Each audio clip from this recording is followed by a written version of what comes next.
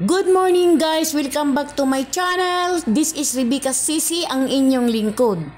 Ito po, update po. Update kung gaano nakamiss ni Kalinga Prab si Rina. Kasi po, hindi talaga niya makakalimutan si Rina.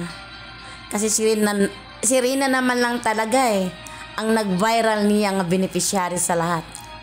One day, 1 million.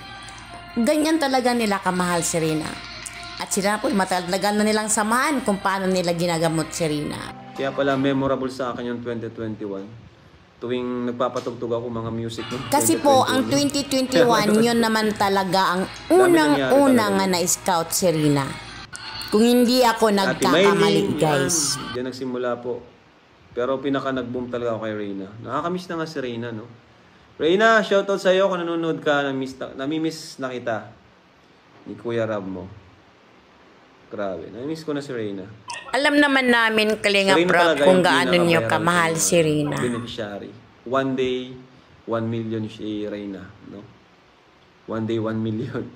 Yan si Rina, tapos makilala ko si Casey. Diyan na nagsimula, no? Diyan na nagpasok sila. Alvin, yan. Alvin Caceres. Presyon. Kasi si Rina po talaga, grabe. Kuya, punta niyo ko sa Bato Badalane. Seryoso, andun ba si Reyna ngayon? Nasaan ba si Reyna ngayon? Nakakamiss na si Reyna sa totoo lang.